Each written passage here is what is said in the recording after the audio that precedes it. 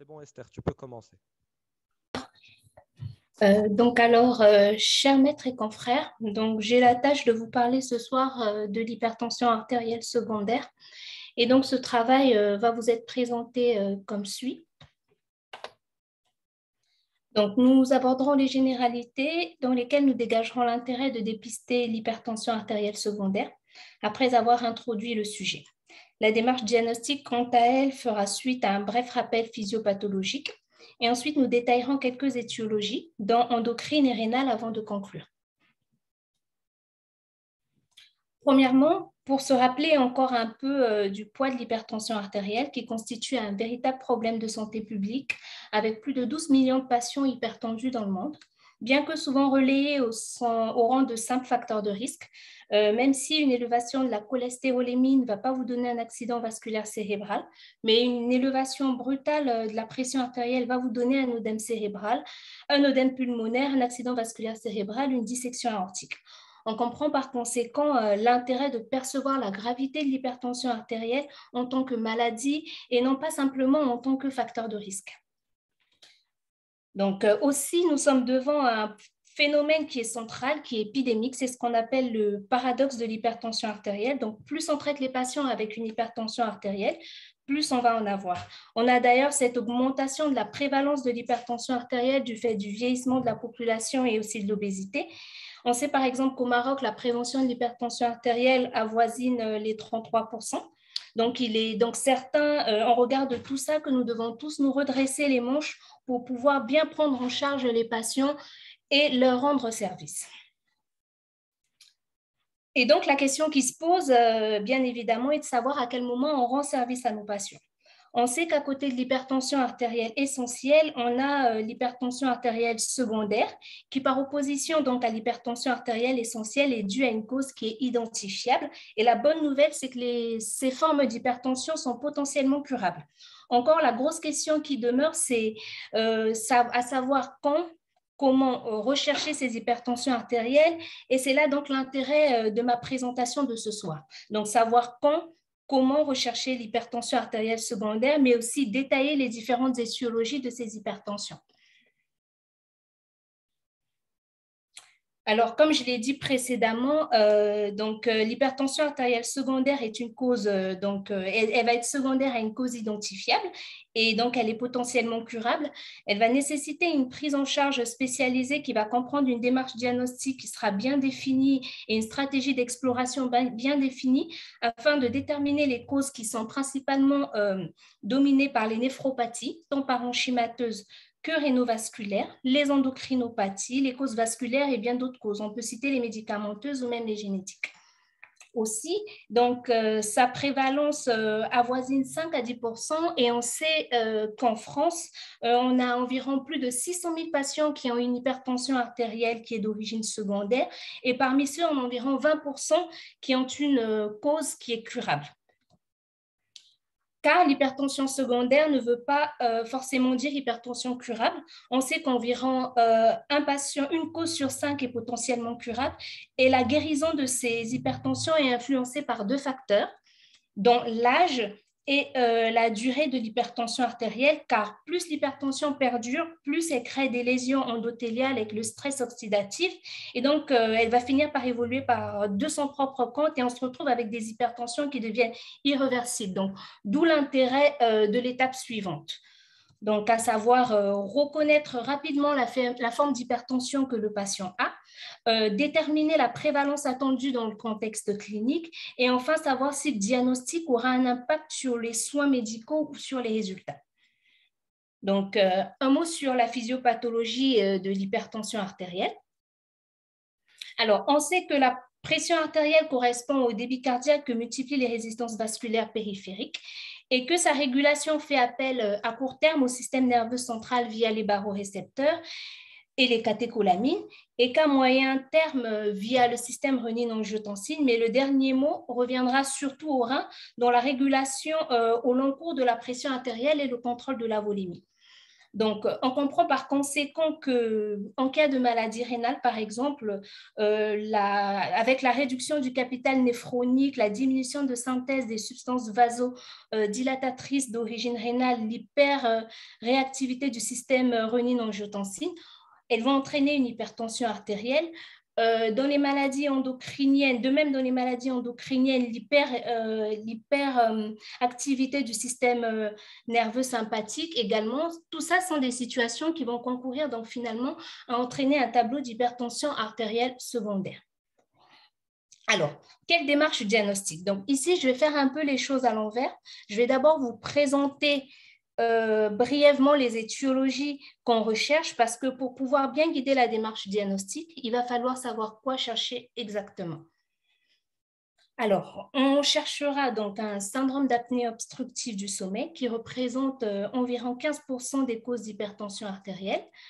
On va rechercher donc une maladie rénale parenchymateuse, donc plus souvent la polykystose rénale, qui représente environ 5%. On recherchera on recherchera une sténose des artères rénales qui regroupe la sténose athéromateuse chez le polyvasculaire et la dysplasie fibromusculaire. On recherchera un hyperaldostéronisme primaire qui est la cause la plus fréquente d'hypertension artérielle d'origine endocrine.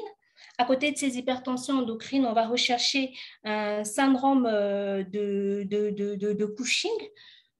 On recherchera aussi un phéochromocytome qui, aussi rare qu'il soit, quand il existe, il est généralement associé à une hypertension artérielle.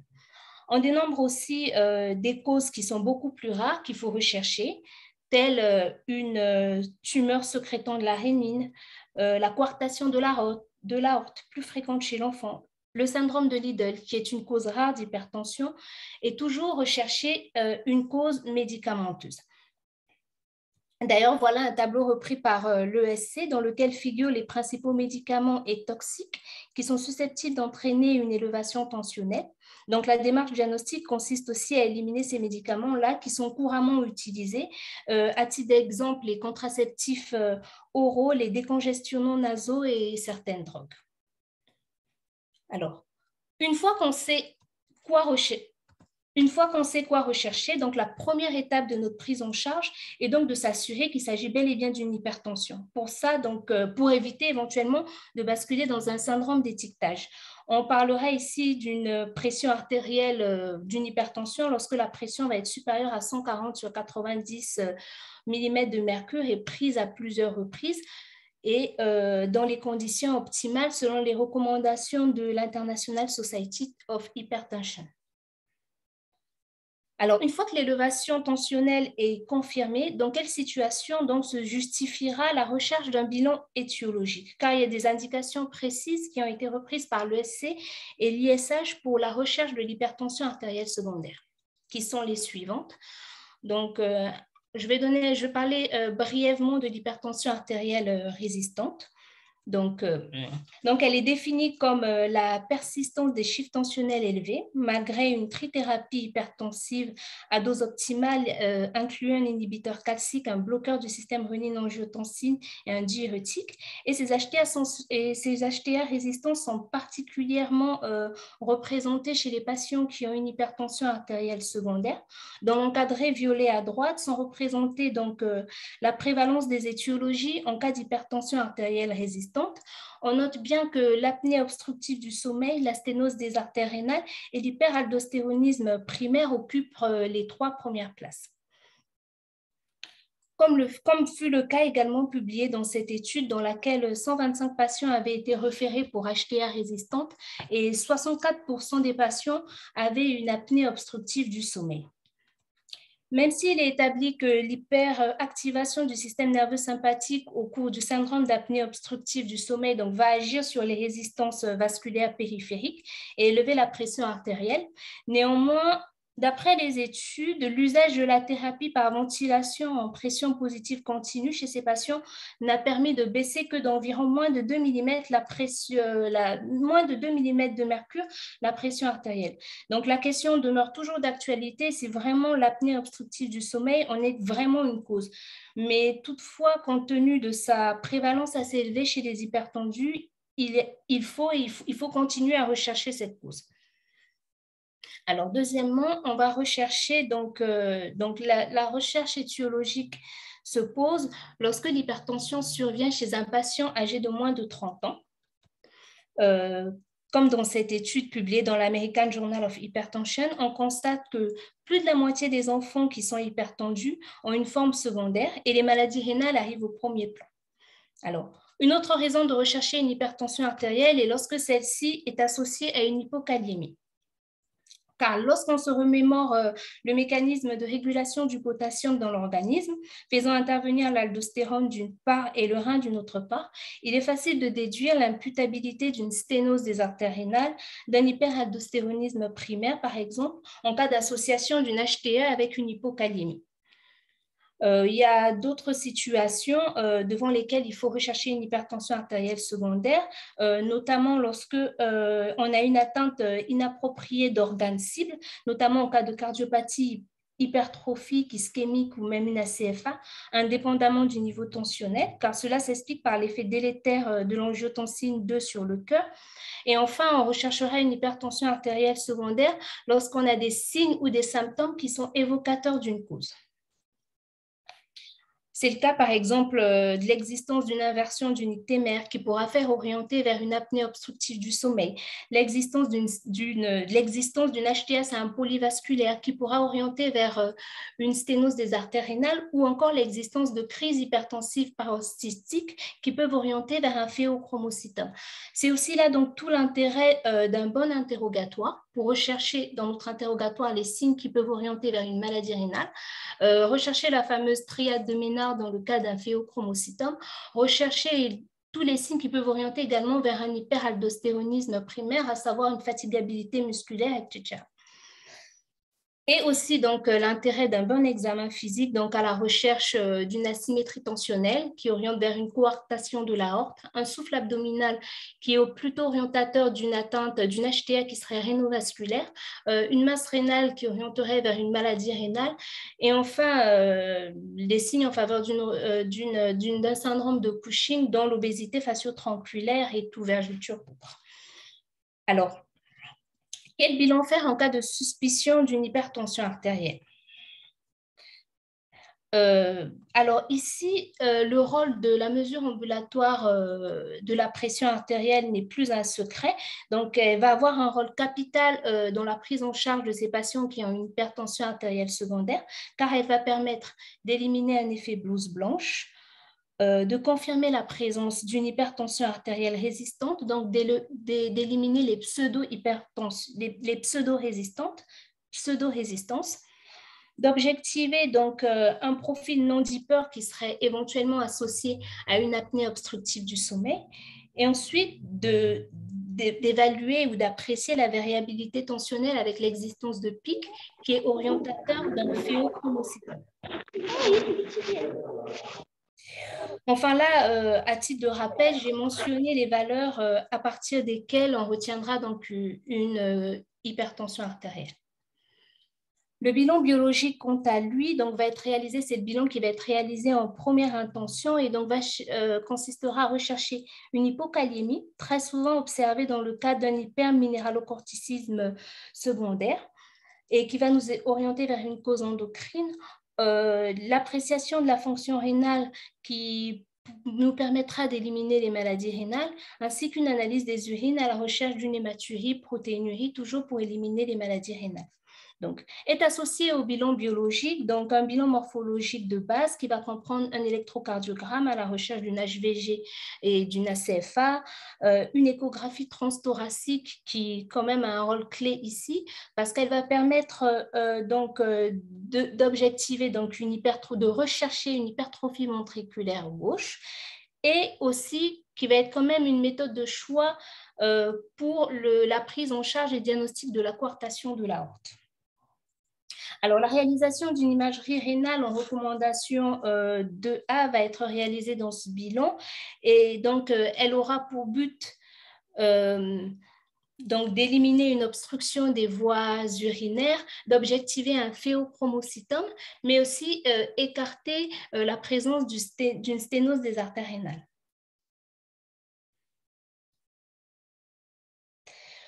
Alors, donc, quelle est la place donc, pour le bilan de deuxième intention, notamment le bilan endocrinien? Donc, ce bilan endocrinien ne va être fait qu'en deuxième intention et va être guidé par la clinique et les résultats du bilan initial. Ce bilan nécessitera des précautions rigoureuses au regard des interactions de certains antihypertenseurs avec le système rénine-angiotensine.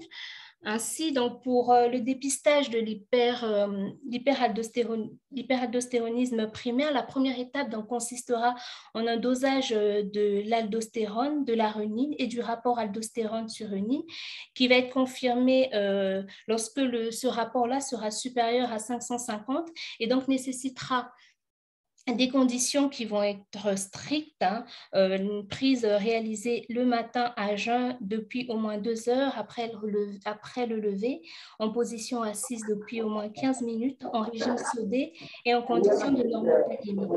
Et le plus important, c'est qu'il va falloir arrêter tous les médicaments qui vont interférer avec le dosage de la renine et l'aldostérone 15 jours, à savoir les diurétiques, les bêta-bloquants, les bloqueurs du système rénine-angiotensine et depuis 6 semaines avec les ostéoprogestatifs et la spironolactone. Alors, pour éliminer un phéochromocytome, on s'aidera du dosage des méthanéphrines urinaires et plasmatiques, qui ont d'ailleurs, comme vous le voyez, une très bonne sensibilité tant au niveau urinaire qu'au niveau plasmatique. Et les médicaments qui interféreront avec la synthèse des catécholamines devront être arrêtés, notamment les alpha et les bêta-bloqueurs et les antidépresseurs.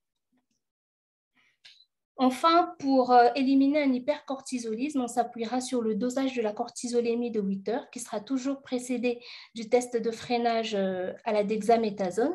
Il sera volontiers associé à un dosage de l'ACTH. À côté de ça, on pourra céder de la cortisolémie salivaire et encore de la cortisolurie de 24 heures qui sera toujours associée à la créatinurie. Au décours de cette enquête diagnostique, donc cet algorithme de prise en charge repris dans une revue américaine est proposé pour aider à la prise en charge du diagnostic de l'hypertension artérielle secondaire. Donc la première étape consistera donc à confirmer la prise tensionnelle, donc éliminer les élévations tensionnelles liées aux toxiques, aux médicaments. Ensuite, on procédera à un examen physique minutieux avec bilan biologique de première intention, un électrocardiogramme, un ECG et une MAPA. Et donc, au décours de ces 2 premières étapes, on se retrouvera devant la situation où on a soit un indice clinique sûr d'une cause évidente. À ce moment-là, on fait directement intervenir l'examen complémentaire qui permet de confirmer le diagnostic, soit on n'a aucun indice clinique. Et à ce moment, on peut toujours céder de la prévalence des différentes causes en fonction de l'âge, à savoir chez l'enfant ou l'adolescent âgé de moins de 18 ans. Les maladies rénales et la coartation de l'aorte étant les plus fréquentes, on peut directement orienter nos examens paracliniques dans ce sens-là. Chez l'adulte, entre 19 et 39 ans, on sait que les maladies thyroïdiennes et la sténose des artères rénales dysplasiques sont également une cause relativement fréquente. On orientera notre prise en charge dans ce sens-là. Chez le moyen adulte, entre 40 et 64 ans, ça va être plutôt l'hyperaldostéronisme, le syndrome d'apnée obstructive du sommeil, le Cushing qui vont être imputés. Donc, nos explorations également vont être orientées dans ce sens. Et enfin, lorsqu'on a un adulte de plus de 65 ans, on sait que généralement, c'est une sténose des artères rénales d'origine athéromateuse ou une insuffisance rénale. Donc, il y a lieu d'orienter les explorations dans ce sens. J'ai d'ailleurs repris ici ce tableau publié dans l'ESC dans lequel figure l'incidence de ces causes secondaires en fonction de la tranche d'âge. Voilà. Alors, dans cette dernière partie de ma présentation, je vais vous exposer deux causes d'hypertension artérielle qu'il faut relativement connaître en raison d'une part de leur fréquence en cas d'hypertension artérielle secondaire, mais aussi du surrisque de ces patients qui ont une épée de Damoclès au-dessus de leur tête tant qu'ils n'ont pas été pris en charge.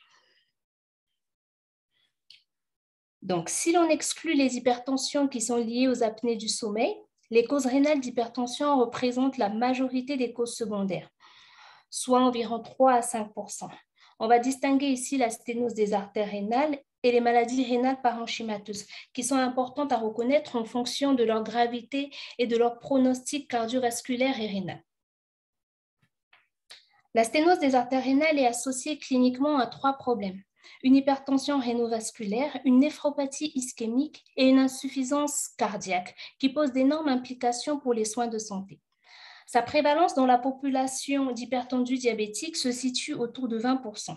Et d'après plusieurs études, et même si elle touche tous les patients qui ont des facteurs de risque, à savoir les sujets âgés, les obèses, les tabagiques et tout, son dépistage systématique répond à des indications précises et claires qui ont été résumées dans les recommandations de l'ESC. En gros, il y a 3 grosses situations pour lesquelles on va rechercher une sténose des artères rénales. Les hypertensions artérielles qui vont être dites particulières, à savoir l'hypertension de l'HTA maligne, l'hypertension du sujet jeune, les hypertensions artérielles résistantes.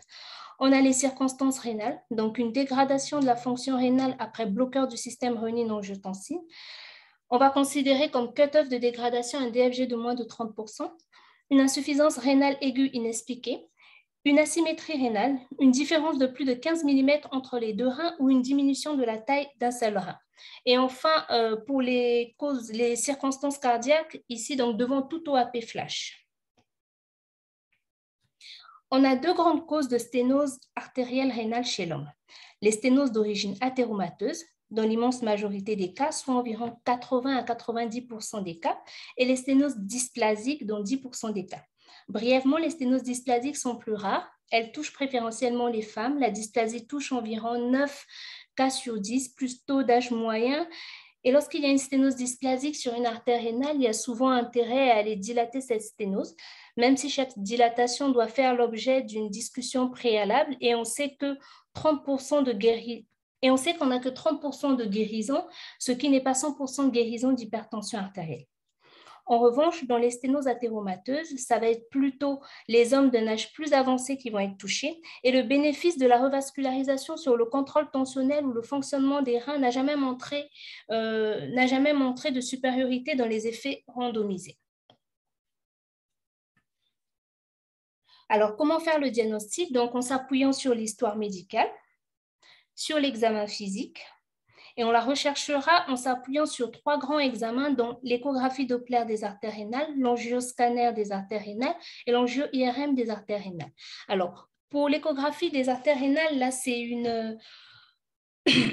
une méta-analyse qui a compilé plusieurs données.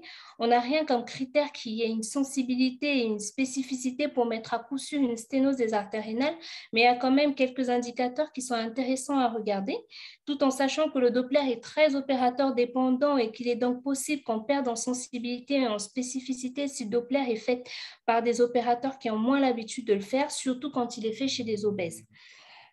Dans les études, l'angioscanner, à côté de ça, pour les alternatives au Doppler, donc l'angioscanner et l'angio-IRM se valent. En revanche, il est confirmé qu'il n'y a vraiment plus d'indication à faire de tests de scintigraphie au captopril. Et d'après les études, on considère qu'une sténose est significative, donc subjectif, d'engendrer une hypertension artérielle ou une dégradation du DFG lorsqu'elle est supérieure à 60%. À la question commune de savoir faut-il revasculariser ces patients, la réponse est non. Il ne faut pas revasculariser ces patients, car il y a eu 7 études randomisées qui n'ont jamais mis en évidence l'intérêt d'une telle revascularisation. Donc, on va parler là donc, de l'étude, des études astrales, des études START publiées en 2009 et tout.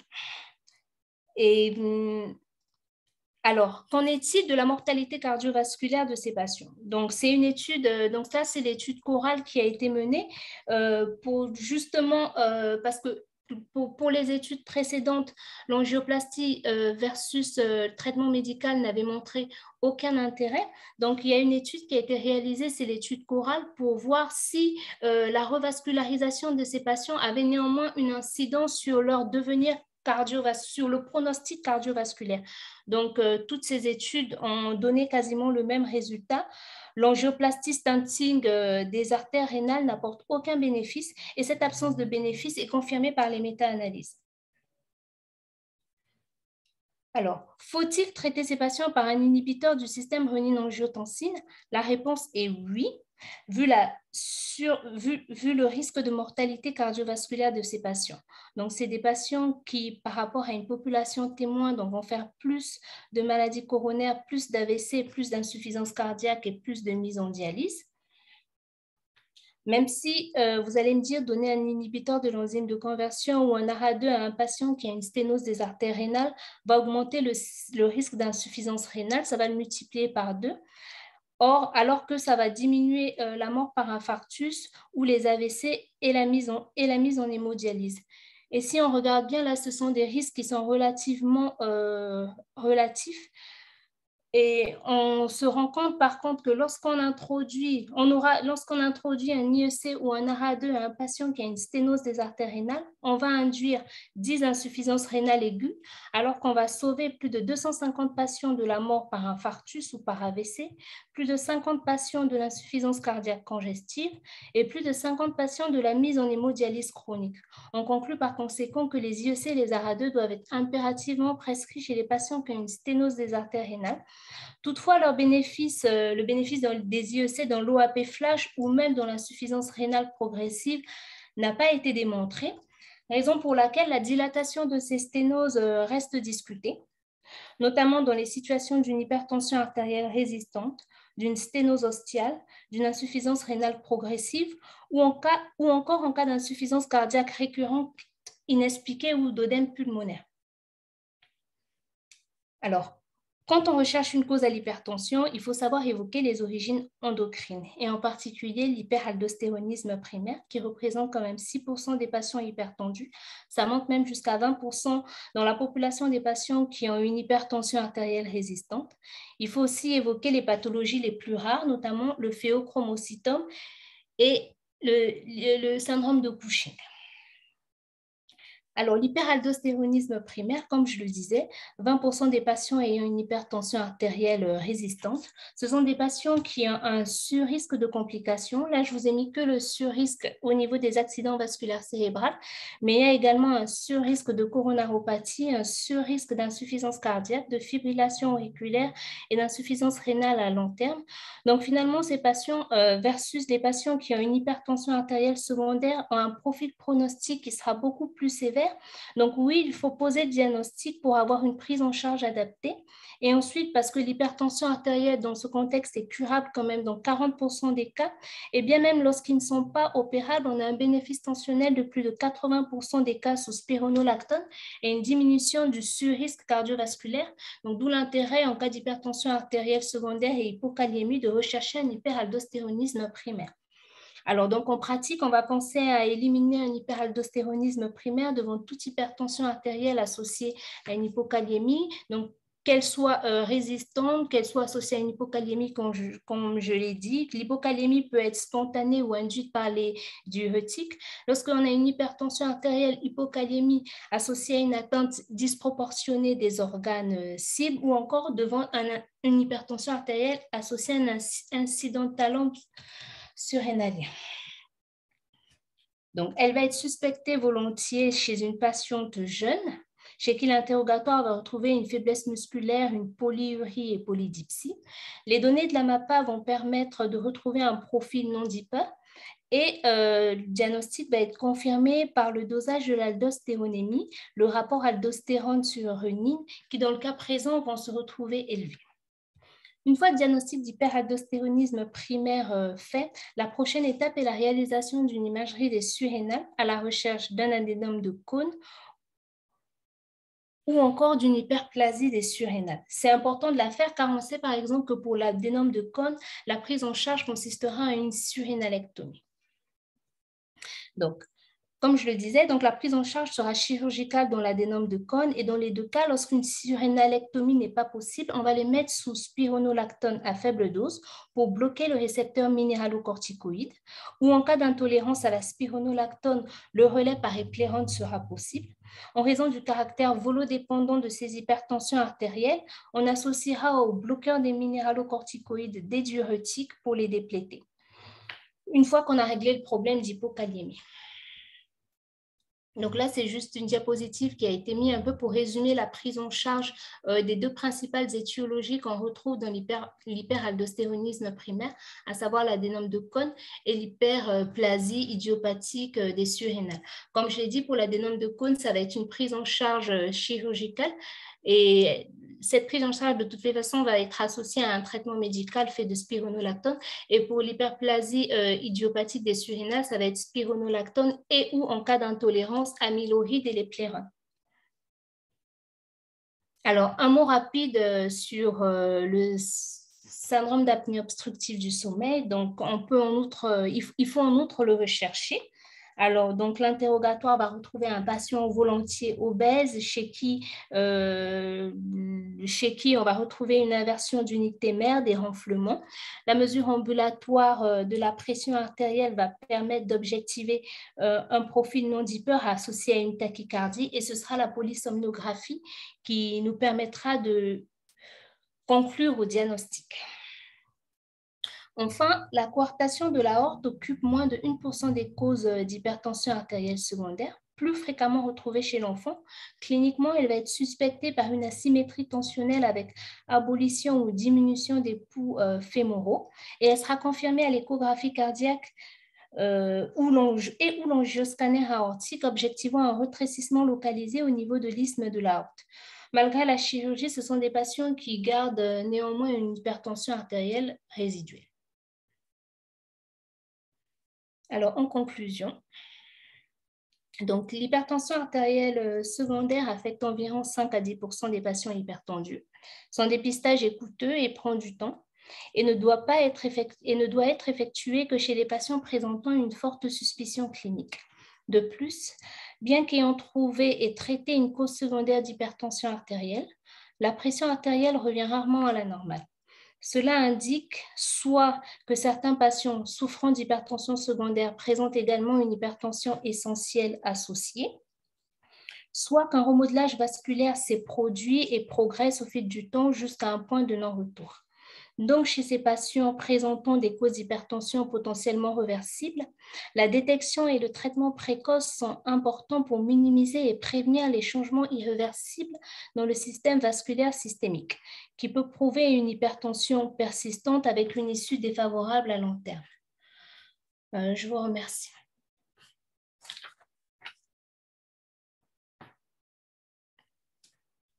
Merci Esther pour ton topo. Bon, je suis désolée, je n'ai pas suivi toute une partie parce que j'ai une connexion qui avait sauté. Mais bon, la discussion est ouverte maintenant. Si vous avez des questions pour l'audience, allez-y, je vous écoute. Bonjour madame. Oui, bonjour docteur Esther. C'est Taha Etchfi, résident en première année. Je voudrais tout d'abord remercier Esther pour son cours qui relève d'une utilité importante puisque nous avons beaucoup d'hypertendus et nous voyons beaucoup d'hypertendus surtout en consultation. Alors j'ai, s'il te plaît Esther, deux principales questions. Une première question plutôt générale et une deuxième particulière concernant la sténose des artères rénales. Alors pour la question générale, tu as dit à un moment donné de la présentation qu'on devait choisir dans le chapitre How to Screen, devait choisir des patients à screener, donc ceux qui avaient par exemple des HTA résistantes, des débuts précoces, etc. Et après, il y avait un bilan de première intention chez les hypertendus. Est-ce que par ce bilan, là où il y a l'ECG, la fonction rénale, la kaliémie, est-ce que c'est un bilan qu'on devrait donner à tout patient hypertendu au début, ou alors il faut le donner juste aux patients qui figurent sur ta liste How to Screen. Et puis ma deuxième question, j'imagine qu'on a tous été surpris par le fait qu'on pouvait donner des IEC à des sténoses des artères rénales. Donc moi, tout d'abord, ma question, c'est dans ta présentation, s'il te plaît, est-ce que la sténose des artères rénales, est-ce que ça parle des sténoses, tu parlais des sténoses bilatérales ou unilatérales des artères rénales? Et si tu parlais des sténoses unilatérales, ça se comprend qu'on peut donner des IEC. Pour la sténose, si tu parlais des sténoses bilatérales, voilà, c'était ça. Voilà, ma question, c'est est-ce que tu parlais des sténoses bilatérales ou unilatérales? Merci.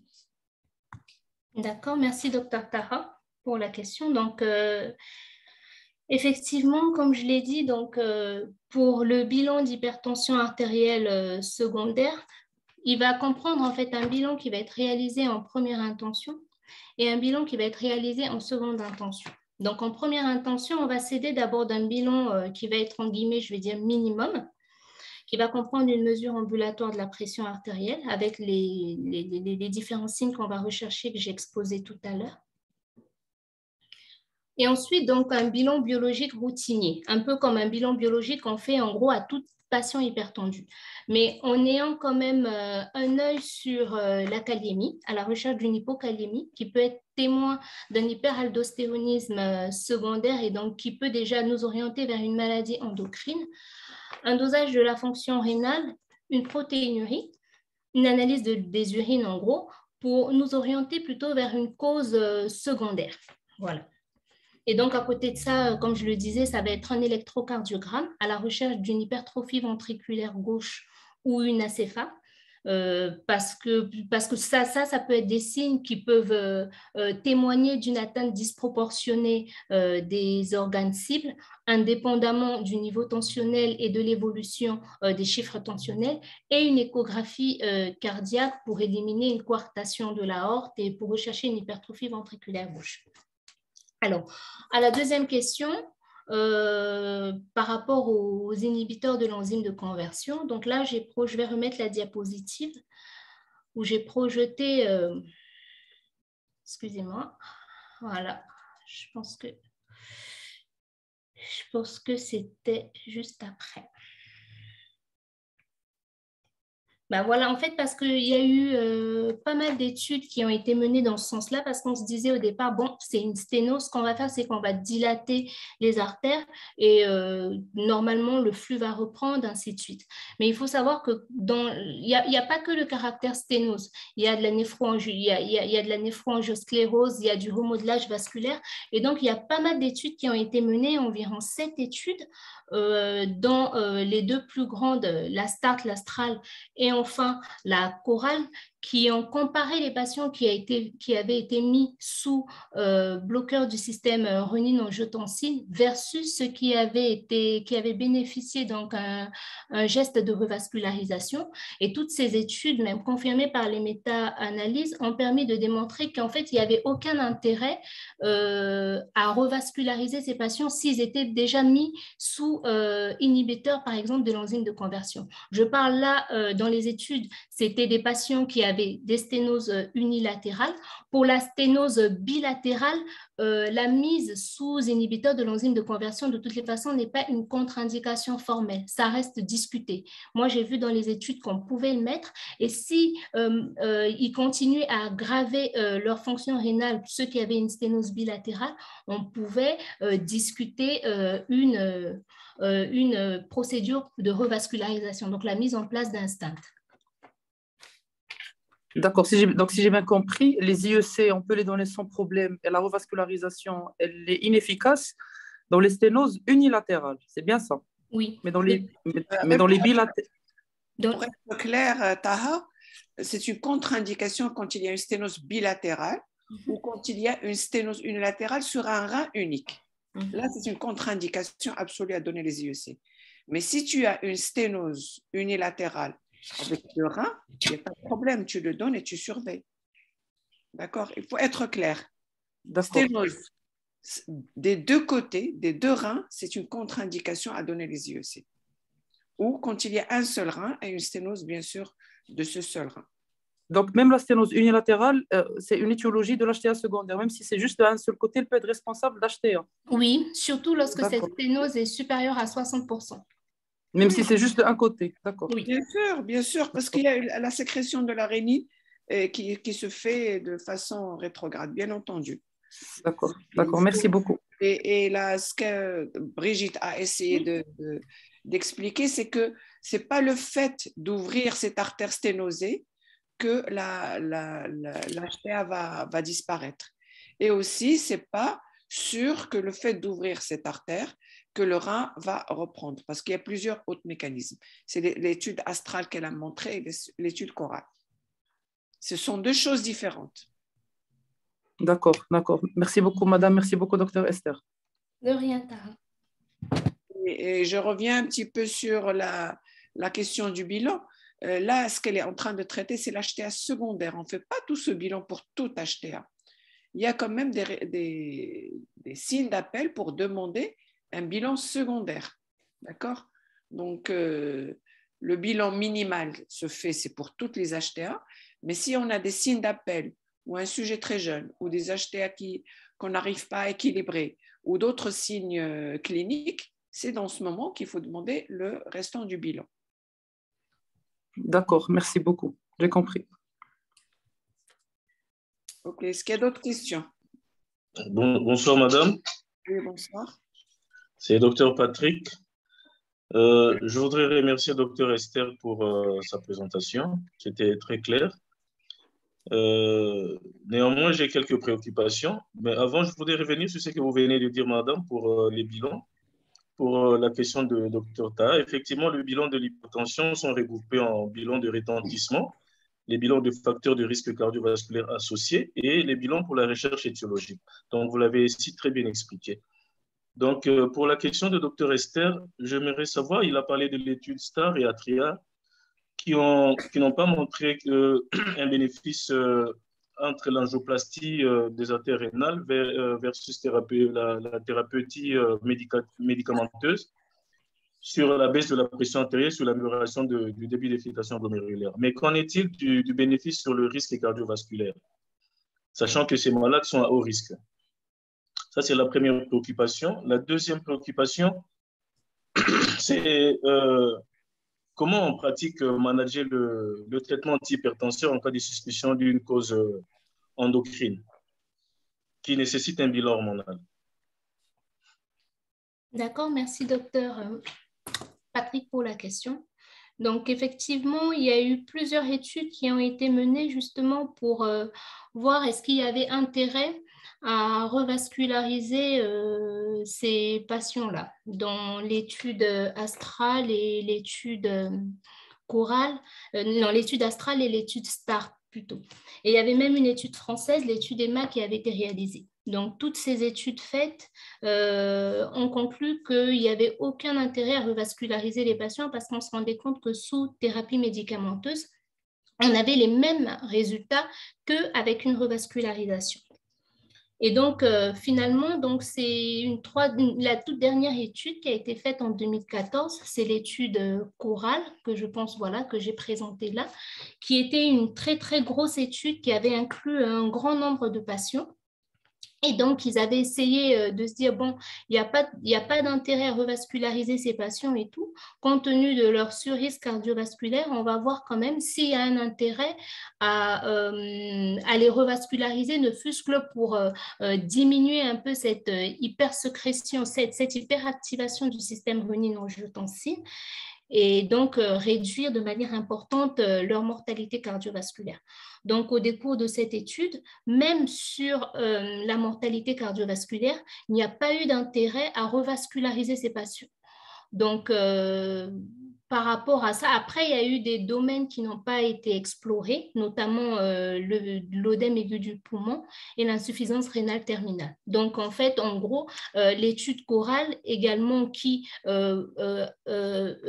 comparait la thérapie médicamenteuse et la revascularisation pour voir si la mortalité cardiovasculaire était moindre en cas de revascularisation, n'a pas montré de différence significative. Alors, pour la deuxième question, donc on pratique comment manager le traitement antihypertenseur chez un patient qui va bénéficier d'un d'un bilan endocrine. Donc déjà, c'est comme vous l'avez dit, ça va être un bilan minimum de première intention qui va être fait. Et quand on a vraiment des indices cliniques des indices cliniques et biologiques à partir de ce bilan, on va pousser les investigations. Donc en pratique, on va les mettre sous traitement antihypertenseur, on va dire neutre. On pourra céder par exemple des inhibiteurs, des antihypertenseurs dihydropyridine, inhibiteurs calciques dihydropyridine, notamment le dithiazème, le verapamil, ou on pourra même associer au dithiazème verapamil un antihypertenseur central ou même un alpha-bloquant. Voilà.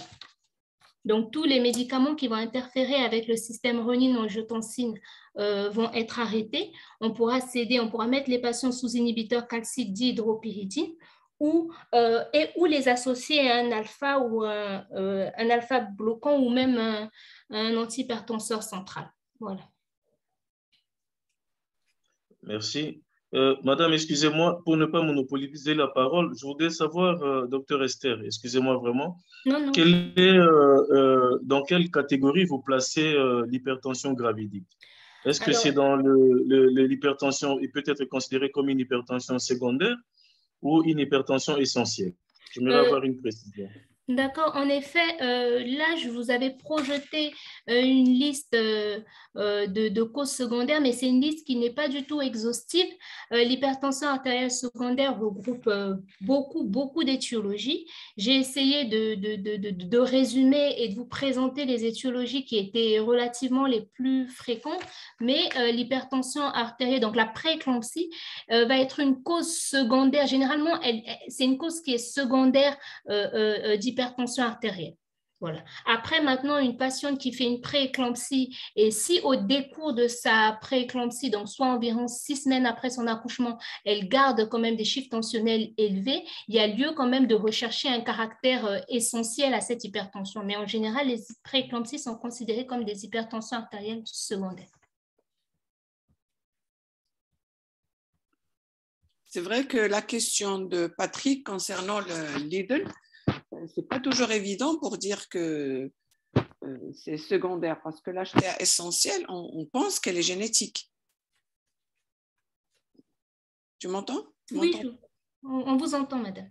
Oui. Donc, ce qui fait, effectivement, c'est un peu tiré par les cheveux pour dire que maladie génétique secondaire, et en plus, on ne sait pas comment traiter, alors que les maladies secondaires, en général, on arrive à les traiter.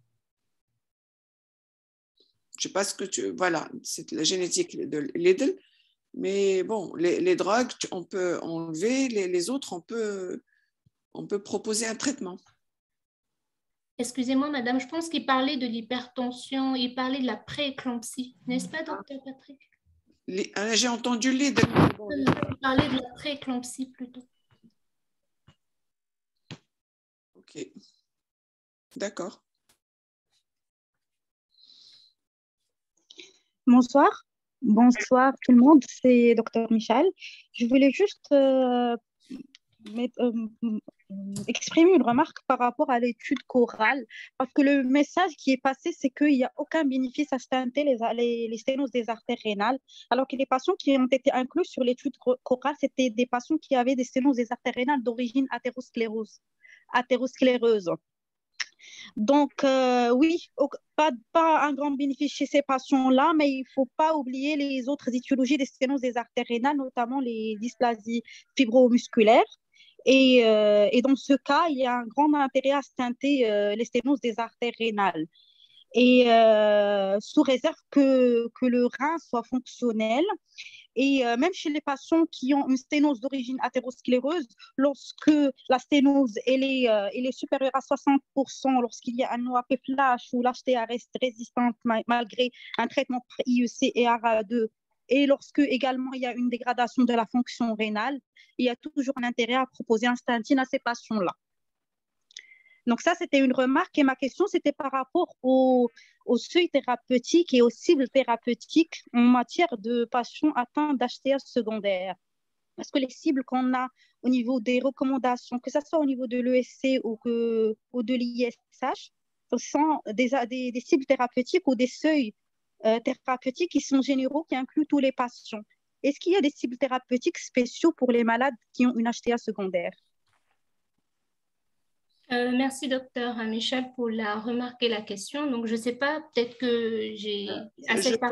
Je vais répondre à la remarque. Tu as parfaitement raison, Hanan, concernant justement l'étude chorale. D'ailleurs, moi, j'étais en France quand j'ai participé avec eux dans certaines études. Les néphrologues sont toujours pour aller revasculariser, quel que soit. Parce qu'effectivement, ils disent qu'il y a toujours un continuum de dégradation si on ne fait pas un geste sur ce vaisseau. Et c'est vrai que les études n'ont pas montré qu'il y a une supériorité entre les médicaments et la sténose. Tu as parfaitement raison. La discussion reste toujours ouverte, et particulièrement entre cardiologues et néphrologues, et qu'ils continuent, dans l'équipe où j'étais, ils continuent toujours à ouvrir les artères, surtout quand il y a les manifestations dont tu as parlé. Alors, tu réponds, Esther, concernant la cible. Moi, je crois qu'il n'y a pas de cible, c'est la même, mais vas-y, toi qui as fait la recherche, est-ce que tu as trouvé d'autres cibles? Je vous rejoins, madame. Il n'y a pas de cible précise en cas d'hypertension artérielle secondaire. Ça va être la même cible dans la gestion de toute hypertension en général, compte tenu des complications. Déjà, c'est des patients qui ont des surcomplications cardiovasculaires. Voilà. Ça va être des cibles générales, s'il faut dire ça comme ça. D'accord, et la stratégie thérapeutique ça veut dire bithérapie. Si on n'atteint pas les cibles thérapeutiques, on va vers la trithérapie. Le reste, docteur, je ne voulais pas vous interrompre. Allez-y, continuez, excusez-moi. Non, c'est bon, j'ai terminé. Oui, je dirais oui, tout à fait. On va d'emblée, étant donné que souvent, c'est des patients qui arrivent avec des hypertensions qui sont d'emblée sévères stade 3. Donc, d'emblée, on peut proposer déjà une bithérapie. Et sous bithérapie, ils ne sont pas contrôlés, on peut mettre une trithérapie. D'accord, merci. En attendant de faire la recherche étiologique. Et si c'est curable aussi, ça peut... Si c'est curable, justement, en sachant que pour les hypertensions artérielles secondaires, en général, il y a 20% de causes qui sont curables. Donc, il n'y a plus lieu de laisser le patient sous antihypertenseur. Mais quand l'hypertension, malheureusement, devient irréversible, c'est des patients qui vont être mis sous hypertenseur à vie. D'accord, merci. Il y a aussi un élément important, c'est concernant justement dans la stratégie, on n'attend pas très longtemps. À la différence dans les HTA essentiels, on se permet d'attendre jusqu'à 1 mois avant d'augmenter ou avant d'ajouter. Alors quand les HTA sont sévères, en général, on se donne 2 semaines pour changer la thérapeutique ou pour ajouter. L'escalator. Voilà.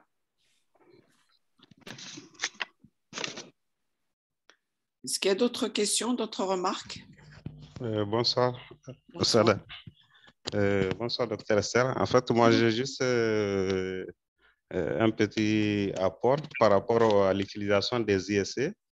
Depuis 2019, en fait, il y a un registre français qui a été mis en place, le registre HAMA. Donc, c'était un registre, en fait, pour l'hypertension artérielle maligne, donc qui regroupe actuellement une trentaine de centres, donc sous l'égide de l'ESC. Et en fait, l'objectif de ces registres, c'est de définir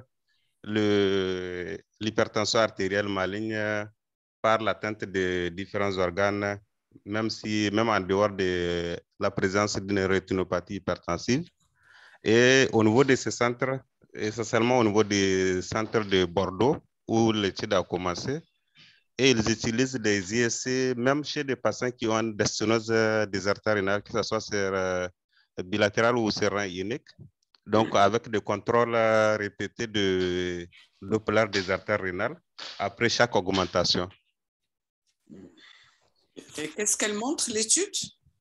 Pour le moment, ils ont montré que l'utilisation, moi j'avais eu en fait jusqu'en 2020, donc ils avaient 500 patients et à partir de 500 patients, ils ont montré que l'utilisation des ISC, en fait, chez ces patients qui ont des urgences hypertensives, surtout essentiellement l'HTA maligne, est bénéfique et ça permet de diminuer, d'atteindre l'objectif cible plus facilement que l'utilisation des autres médicaments thérapeutiques. D'ailleurs, quand on regarde l'ISC 2018, il y a une partie où cette question a été même un peu ébauchée par rapport à l'utilisation de ces ISC. Actuellement, ils sont en train de recruter des patients et je pense qu'il y a 36 centres qui sont actuellement en cours pour en fait définir l'hypertension artérielle maligne. Puisqu'on sait que la plupart de ces patients qui ont HTA secondaire viennent le plus souvent avec un pic hypertensif. Sharfo, est-ce que c'est uniquement pour les HTA maligne? Et leur registre, c'est pour l'hypertension artérielle maligne. C'est uniquement pour les HTA malignes? Oui, mais ils font le bilan de tous les HTA secondaires. D'accord, ok. Parce que de toutes les façons, devant l'hypertension artérielle maligne, ça va être aussi une raison pour rechercher une cause secondaire. Merci. Merci, Dr. Sharfo. Est-ce qu'il y a d'autres remarques, d'autres... Bonsoir, madame. Bonsoir. Bonsoir, Esther. Esther, c'est Dr. Karamouchi. Donc, une question. Donc, comme vous le savez tous, le phéochromocytome, donc le seul traitement curable, c'est la chirurgie. Donc, ma question, c'est comment bien gérer la période préopératoire pour une chirurgie optimale, en sachant que le contrôle tensionnel doit être optimal avant la chirurgie. Merci. Merci, Dr. Karamouchi. Alors, pour la prise en charge du phéochromocytome, effectivement, quand c'est un phéochromocytome qui est sécrétant, quand on objective une tumeur qui est sécrétante et tout au niveau du scanner, donc il y a indication à réaliser une chirurgie. Et c'est des patients qui, généralement, vont être mis sous spironolactone. C'est des bloqueurs minéralocorticoïdes, donc ça va permettre de baisser cet hyperaldostéronisme secondaire. Et la spironolactone peut même être associée aux inhibiteurs calciques. Voilà. Attends, je crois qu'il y a une confusion, Esther. Oui. C'est pour les adénomes de Cohn, ce n'est pas pour les phéos. La question des phéos est un peu est différente. C'est la chirurgie, effectivement. Et cette chirurgie, il faut vraiment, vraiment bien gérer la tension artérielle. Les chirurgiens, on a eu quelques patients avec eux, savent bien le problème. C'est que la gestion, il faut que le patient, parce qu'il y a le risque effectivement de rebond, et ces patients sont sous traitement injectable. Et les réanimateurs savent très bien gérer ces situations. Donc, c'est surtout en péropératoire où le problème est là. Madame, moi j'ai vu un document où ces patients étaient quand même mis sous spironolactone et inhibiteur calcique, madame. Oui, c'est possible, pour dire que le spironolactone tout seul n'est pas la solution. Pas tout seul, madame, en association. Le spironolactone, effectivement, elles sont beaucoup plus utilisées quand il y a les syndromes de Cohn. Pardon, madame, pour les phéochromocytomes, c'est plutôt, je pense, les alpha-bloquants en premier lieu. Tout à fait, les alpha-bloquants, les alpha-bêta-bloquants. Oui. 20 hours. Ok, tout à fait. Et en général, on essaie un petit peu de les prendre en charge par voie injectable. Comme j'ai dit, les réanimateurs savent très bien ce problème et en général, ils gèrent bien la situation. D'accord, merci. Est-ce qu'il y a d'autres questions? Oui. Bonsoir, madame. Oui, bonsoir. Bonsoir, c'est Dr. Botta. Donc, d'abord, je tiens à remercier Dr. Esther pour sa présentation. Donc, là, j'ai une question, Dr. Esther. Donc, par rapport aux patients qui ont une HTA secondaire, donc plus précisément une HTA en rapport avec une hyperaldostéronisme primaire. Donc, pourquoi ces patients-là font plus d'événements cardiovasculaires donc, par rapport aux patients avec une HTA essentielle? C'est ça ma question. Donc. Merci. Merci, Dr. Boutard, pour la question. Donc, effectivement, les patients qui ont une hypertension artérielle secondaire versus ceux qui ont une hypertension artérielle secondaire ont un surrisque cardiovasculaire plus important, étant donné qu'en fait, ils sont dans un état d'hyperaldostéronisme excessif. Et avec cet excès d'aldostérone, et comme on connaît les effets délétères de l'aldostérone, notamment sur le cœur, donc les actions hypertrophiques, hyperplasiques, sur les vaisseaux via la dysfonction endothéliale et l'effet pro-athéromateux et inflammatoire. Donc tout cela va consister à les exposer à un surrisque d'accident vasculaire cérébral, d'IDM, d'insuffisance cardiaque et même d'insuffisance rénale. C'est vraiment lié aux effets délétères de l'aldostérone. D'accord, merci. Merci. Bonsoir. C'est Dr Malik. Bonsoir, Dr Malik. Dr Esther, je tiens à vous remercier pour la qualité de présentation. Donc, j'ai seulement une seule question. Donc, par quel mécanisme explique-t-on l'HTA dans le syndrome d'apnée de sommeil? Merci. Merci, Dr Malik. Dans le syndrome d'apnée obstructive du sommeil, on sait qu'il y a une hyperactivité du système nerveux sympathique qui va contribuer à une augmentation des résistances vasculaires périphériques et donc qui va conduire secondairement à une élévation de la pression artérielle.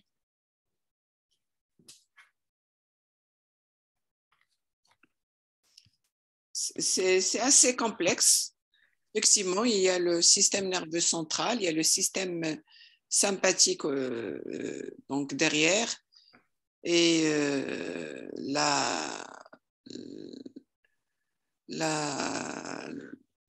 comment dirais-je,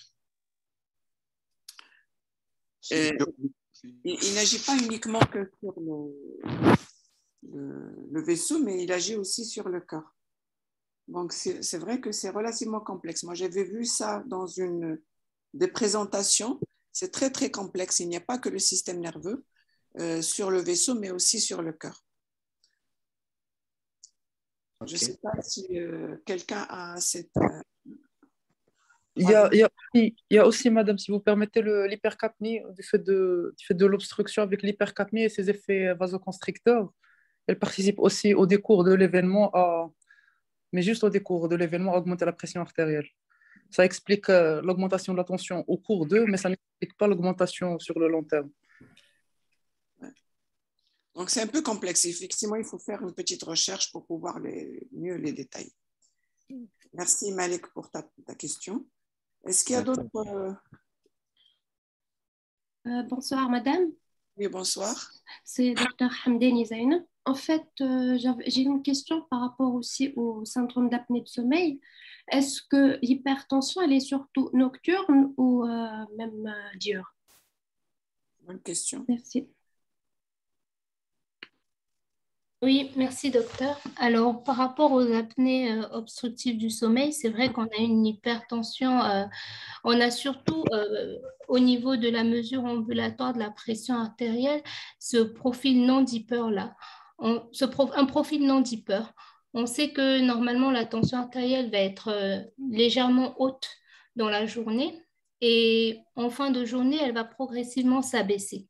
Or, c'est des patients chez qui on ne retrouve pas justement cette diminution-là que la physiologie voudrait de moins de 10% en soirée. Donc, effectivement, c'est des patients qui, en soirée, vont avoir des chiffres tensionnels qui sont élevés. D'accord, merci. C'est vrai qu'en général, les apnées du sommeil, ce sont des patients qui font beaucoup plus d'HTA masqué, c'est-à-dire on peut trouver une tension pas élevée la journée, mais surtout la nuit, donc, et qui est encore plus grave, parce qu'on détecte difficilement et avec un retard, après un retentissement. D'accord, merci madame. Est-ce qu'il y a d'autres remarques? Madame, s'il vous plaît, j'ai une question, c'est Hatim Hajar. résidente de première année. Et s'il vous plaît, j'ai une question toujours dans le cadre du syndrome d'apnée de sommeil. Madame, vu sa incrimination comme étiologie qui vient fréquente, occupant 15% des cas, donc Madame, est-ce qu'on va demander systématiquement une polysomnographie comme dans le cadre du bilan deuxième intention pour l'hypertension artérielle secondaire, ou bien on doit attendre jusqu'à éliminer les autres causes pour le demander? Merci, docteur Ajar, pour la question. Comme je l'ai dit, donc, la démarche diagnostique pour éliminer une hypertension artérielle secondaire va vraiment être rigoureuse. Et donc, on va s'aider de l'interrogatoire, de l'examen physique et du bilan de première intention. C'est vrai que si on a un patient, on connaît plus ou moins déjà sa prévalence, donc 15%, c'est quand même très important. C'est une cause à avoir en tête. Mais c'est vrai que si on a un patient qui, en plus, à l'interrogatoire, va nous dire qu'il renfle, qu'il y a une inversion du nictémère, en l'examinant, on va voir qu'il est en surpoids, le cou un peu gros, etc. Et que déjà, sur la MAPA, on a une inversion du nictémère, il y a lieu de pousser les investigations en demandant une polysomnographie. Mais elle ne va pas, par exemple, se faire chez un enfant tout en sachant que chez l'enfant, ça va plutôt être les néphropathies ou la coarctation de l'aorte. Donc, c'est un bilan qui est onéreux, qui va vraiment être orienté en fonction de l'anamnèse, l'examen physique et des résultats du bilan initial. Donc, la polysomnographie, à mon avis, va vraiment être réalisée si on a vraiment une piste étiologique qui nous oriente vers une apnée obstructive du sommeil. D'accord, merci beaucoup. Tout à fait. Donc, il ne faut pas demander systématiquement ce bilan. Il y a l'interrogatoire, l'examen et l'orientation, effectivement, pour demander tel ou tel examen. La même chose pour le système rénine-angiotensin-aldostérone. On ne va pas demander systématiquement le bilan. C'est selon effectivement l'orientation de l'interrogatoire et de l'examen clinique. D'accord, merci beaucoup, madame. Bon, je crois qu'il commence à faire un peu tard. Est-ce qu'il n'y a plus d'autres questions ou d'autres remarques avant de clore? Bon, merci Esther, merci pour ta présentation. Ça se voit que tu as fait de l'effort, effectivement, et surtout ton iconographie. J'ai bien aimé le fait que tu présentes tes étiologies comme ça, avec des images, ça fixe bien. Ton rythme de présentation était bien, c'est-à-dire que tu n'allais pas trop vite et que les gens t'arrivaient à te suivre. Et tu as pu un peu cerner le sujet, quoique c'est un peu trop vaste. Et effectivement, bon, il y avait une bonne partie que je n'ai pas entendue. Peut-être que, comme l'apnée du sommeil, peut-être qu'il fallait encore plus la détailler. Bon, peut-être que c'était, comme je t'ai dit, j'avais pas d'Internet. Mais sinon, dans l'ensemble, c'est très bien. Voilà, donc merci et bonne fin de soirée. Et à demain. Merci, madame, et merci à tout l'auditoire pour les apports. Bonne fin de soirée. Au revoir. Au revoir.